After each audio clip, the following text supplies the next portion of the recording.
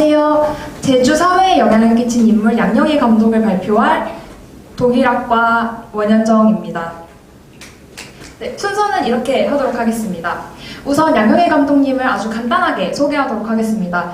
감독님께서는 제일조선 2세 출신의 다큐멘터리 영화 감독님이십니다. 대표 작품이 이제 총 4개의 작품이 있는데 그 중에 3개의 작품만 소개해드리도록 하겠습니다. 작품은 이렇게 디어평양 2006년에 첫 작품이 나왔는데요. 디어평양 같은 경우는 감독님의 3명의 형제를 북한으로 보내신 아버님의 이야기입니다. 그리고 두 번째는 굿바이 평양으로 2011년에 나왔는데요. 북한으로 간 오빠 3명 중에 한 아이인 선아에 대한 이야기입니다. 그리고 수프와 이데올로기 같은 경우는 바로 작년에 나온 작품인데요. 이 작품은 감독님의 어머님에 대한 이야기로 당시에 제주 4.3을 겪고 이후에 일본으로 넘어간 어머님에 대한 이야기, 그리고 이제 감독님의 사위가 일본 분이신데 원래 그걸 반대하셨거든요. 그거를 이제 수프라는 어떠한 국물의 형태로 같이 마음을 풀어나가는 이야기를 담았습니다. 이러한 작품에 대한 의의를 먼저 말씀드려 볼 텐데요.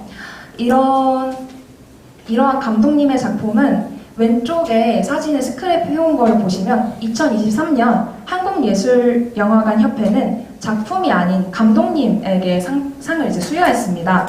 양영희 감독님은 북한이 담긴 영화가 한국에서 상영 금지가 되는 등 활동과 생활의 제약을 받으면서도 한국, 일본, 북한의 경계의 삶을 보여주려 했기 때문입니다.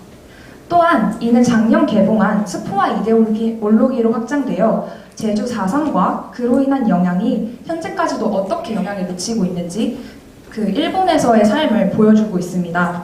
한마디로 제주의 역사와 한반도의 역사, 그 이데올로기를 그리고 있는 것입니다. 그리고 다음으로는 양영희 감독님의 의의입니다.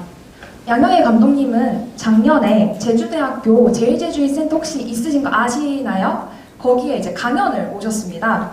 그때 제가 들었었던 바와 그리고 이제 인터넷으로 찾아본 바로는 감독님이 말하고자 하는 것들은 굉장히 명확합니다. 여기 이렇게 나와 있던 것처럼 이번 연도에 책을 하나 더 내셨는데요. 투명인간이 되지 않기 위해선 우리가 존재했고 지금도 존재한다는 사실을 목소리도 내고 글도 쓰고 영상으로 남겨야 한다가 주요 핵심이라고 볼 수 있습니다. 이러한 감독님의 생각을 제가 이제 PPT 이제 강연을 들으면서 PPT 보시면 제가 좀 그때 이렇게 써놨던 건데요. 다른 분이 관람객이 질문을 하시면서 우리에게 평범하지만 아닐 수도 있구나, 우리에게 당연한 게 어떤 것인지 생각하게 되었다라는 말씀을 하셨습니다. 이를 통해서 양영희 감독님께서 존재하시는 것만으로도 어떻게 제주 사회에 대해 영향을 끼치고 있는지 알 수 있는 시간이었습니다. 그리고 개인의 시각입니다. 첫 번째는 영화의 접근성인데요. 영화 같은 경우는 저희가 주로 쉽게 보기도 쉽고 저도 실제로 감독님을 알게 된 계기가 스포와 이데올로기라는 작년에 영화를 영화관에서 보게 되면서 그때 알게 된 거였습니다. 그리고 영화다 보니 요즘에 플랫폼이 많이 발달해 있죠. 만약에 넷플릭스나 왓챠에 들어가게 된다면 사람들이 보다 더 쉽게 제주인과 혹은 이제 제주 4.3 사건에 대해서 알 수 있는 시간을 가질 수 있을 것입니다. 그리고 두 번째는 제주인의 이해입니다. 저는 제일동포는 들어봤어도 제주인은 대학교에 들어오고 나서야 알게 되었습니다. 근데 이 이후에도 그들이 왜 일본으로 건너가야 됐는지, 왜 거기에 정착해 아직까지 살 수밖에 없었고 북한 운송 때 왜 갔어야만 했는지를 잘 몰랐으나 이 영화를 보게 되고 나서 알게 되었습니다. 그리고 만일 이제 제주 4.3을 알고 계신 분들이라면 영화를 보았을 때 일본으로 넘어간 제주인의 삶을 이해할 수 있고 남겨진 자에 대해서 어떻게 행동해야 하며 그들과 소통해야 하는지 생각해볼 시간을 가질 수 있을 것입니다. 그리고 종강성찰입니다. 강의 전후의 큰 차이로 과정의 가치를 알았습니다. 저는 이제 공감이나 소통이 안 되어 있었을 때 무조건 답답해하는 것이 아닌 상대방의 입장도 한 번 더 고려할 수 있게 되었고 팀원들 덕분에 저는 팀플에 대한 좀 안 좋은 이미지가 거쳐왔습니다. 아무래도 적극적으로 참여해 주셨기에 제가 이제 강의를 오면서도 좀 기대가 되더라고요. 만나 뵙는 게. 그리고 이러한 한 학기를 지내면서 이렇게 경험을 할 수 있도록 도와주신 교수님께 감사드립니다. 이상입니다. 안녕하십니까. 기계시스템공학과 김동현이고요. 저는 제주사회에 영향을 끼친 인물 에밀 타케에 대해서 발표를 시작하겠습니다.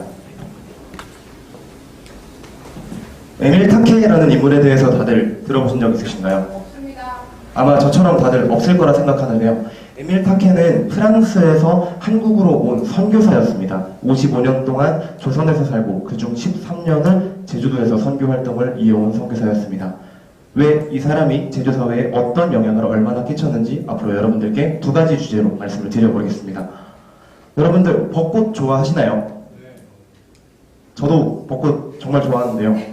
저희가 학교 탐방을 할 때도 그렇고 저희가 봄에는 전농로 축제도 그렇고 가시리에도 그렇고 벚꽃을 많이 보잖아요. 이 벚꽃이 제가 여러분들께 말씀드릴 첫 번째 주제입니다.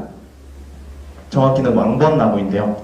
이 왕벚나무가 왜 연관이 있을까요? 같이 알아가 봅시다. 해발 700m 부근 한라산 북측에서 에밀 타케 신부는 왕벚나무를 발견합니다.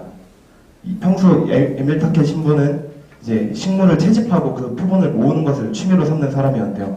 근데 여기 보시면 해발 몇 미터죠? 700m면 그냥 저거 뭐지? 가 아니라 제주도 제주도이 700 되지 않아요? 500인가? 1100보지? 저기 뭐지? 였겠죠. 왜냐면 옛날에는 오를 수 있는 그 여건이 많이 안 됐기 때문에 700m까지 올라가는 건 정말 힘들었다고 전해지고 있는데 이걸 딱 보고 에밀 타케는 오 마이 갓 너무 예쁜 나무를 발견을 한 겁니다. 그래서 에밀 타케는 서둘러서 유럽 학계에 내가 이걸 최초로 보고하겠다라고 해서 왕벚나무를 보고하게 됩니다. 그리고 이 표본을 일본이라는 나라에 전해주게 되는데요. 이로써 우리가 첫 번째로 넘어갈 수 있는 점은 여러분들이 어느 정도 알고 계실 만한 부분이라고 생각을 하는데 일본과 제주도 사이에서 왕벚나무에 대한 기원이 많이 얘기가 나오고 있습니다. 이 부분이 나중에도 다뤄질 예정이지만 이 부분을 통해서 왕벚나무의 분명한 기원은 제주도라는 점을 알 수 있는 것이죠. 이 표본을 일본에 보내주고 에밀 타케 신부는 일본으로부터 한 선물을 받게 됩니다. 이 선물이 제가 말씀드릴 두 번째 주제인 온주 밀감입니다. 그리고 이 온주 밀감이 저희가 흔히 아는 감귤의 시초이죠. 이 온주 밀감은 일본이 왕벚나무에 대한 답례로 14그루를 에밀 타케 신부에게 선물로 주고요. 에밀 타케 신부는 이 온주 밀감이 원활하게 농사가 될 수 있는 지역이 어딘지를 탐구하기 위해서 자신이 받은 한 그루만을 남겨놓고 나머지 지역에 전체적으로 나누어주고 농사를 할 것을 부탁을 했다고 합니다.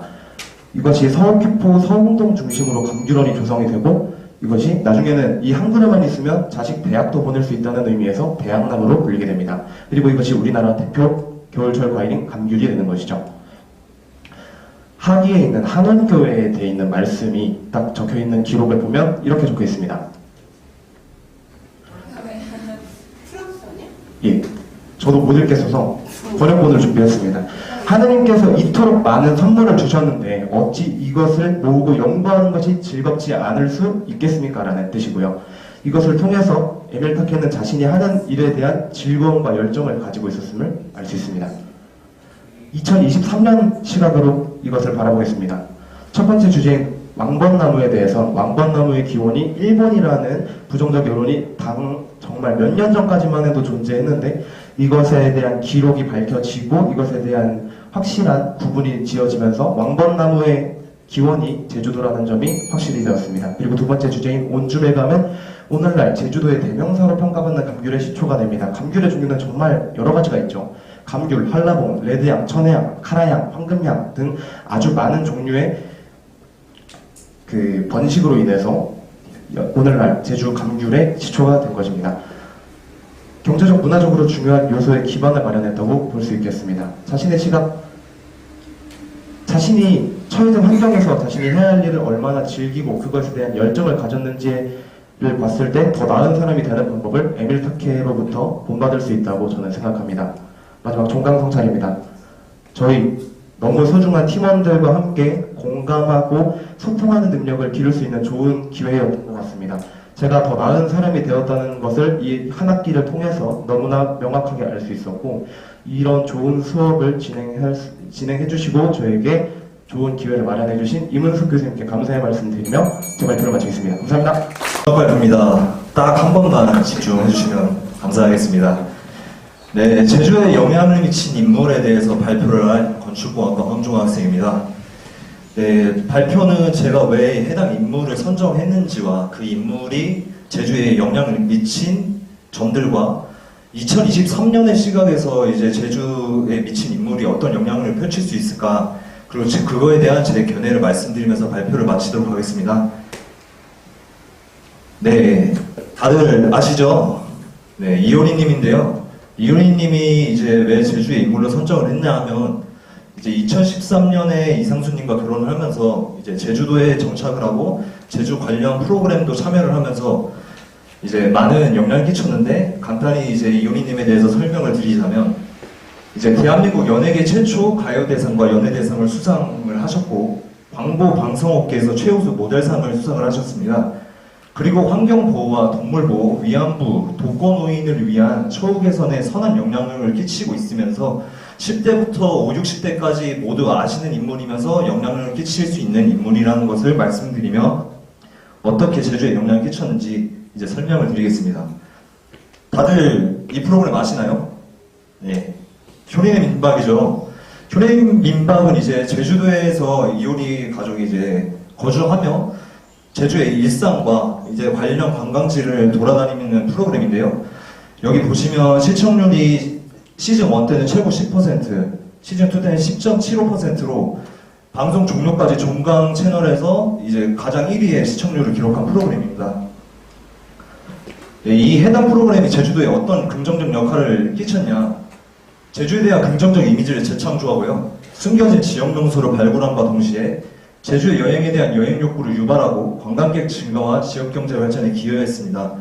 관광객이 얼마나 증가했냐? 시즌 1, 2 방송 기간 중 총 100.7만 명의 관광객을 유치를 성공을 했습니다. 해당 자료는 한국은행 제주본부에서 나온 자료인데요. 방송 이후 이제 관광 관련 관광지에 대한 검색 빈도 증가수를 보여주는 프로그램표입니다. 방송 이후 이제 한강 같은 경우 이렇게 많이 증가했고요. 사려는 숲길, 소길리 등 이제 방송 이후로 평소에 몰랐던 관광지에 대한 검색 빈도가 높아진 것을 알 수 있습니다. 해당 지도는 이제 방송에 나온 이제 관광지들을 나타내고 있는데요. 이제 온라인 여행사 익스피디아라고 아시나요? 네, 익스피디아에서 국내에 있는 한국인 남녀 600명을 조사한 결과 85%가 방송이나 관광지에 관심이 있고 그중 54%가 직접 방문을 했었다는 조사 결과를 볼 수 있습니다. 그 조사 결과와 해당 지도를 보면 이제 해당 지도에 나온 관광지에 대한 인식을 알리는 것이 곧 제주도에 있는 관광객들을 유치를 할 수 있다는 걸 증명하는 자료로 말씀드릴 수 있습니다. 네, 이제 유리님이 출연하신 효린의 민박에 대한 이제 제주도에 어떻게 금전적인 경제적 효과를 창출했냐. 이제 생산유발 효과가 이제 6,251억 원을 했습니다. 이게 생산유발 효과가 어떤 거냐면 자동차 한 대를 만들기 위해서 자동차와 바퀴, 엔진 등 여러 가지 부수용품을 생산해야 되잖아요. 한 가지의 이제 요소를 만들기 위해 들어가는 총 생산 유발을 나오는 산업에 대한 지수인데 그게 6,251억을 만들어냈고 부가가치 효과는 3,000억. 그리고 취업 유발 효과는 이거 억 원이 잘못 써졌는데 8,693명의 취업 유발 효과를 이뤄냈습니다. 네, 이 경제적 효과를 보고 저는 어떤 생각을 했냐. 현재 2023년 지역 발전과 이제 도농 상생 등 지역 발전을 위한 정체적 지금 노력을 하고 있는데요. 이런 프로그램 이제 영향력을 이용해서 해당 지역을 발전시키는 데 도움이 될 수 있지 않을까 생각하며 저는 이제 넷플릭스와 TV, 왓챠 등 이런 OTT 프로그램을 사용하면 17년, 18년 때 방송 당시보다 국내를 넘어서 국외 이제 외국인까지 유치를 하며 더 큰 파급 효과를 이뤄낼 수 있다고 생각을 했습니다. 마지막 종강성찰로 이제 앞에서 발표할 수 있는 기회를 주신 교수님께 감사드리고 전체적으로 한 학기 동안 이제 밝은 수업 분위기를 이끌어가 주신 여러분들께 감사의 말씀드리면서 발표 마치도록 하겠습니다. 긴 시간 경청해주셔서 감사합니다.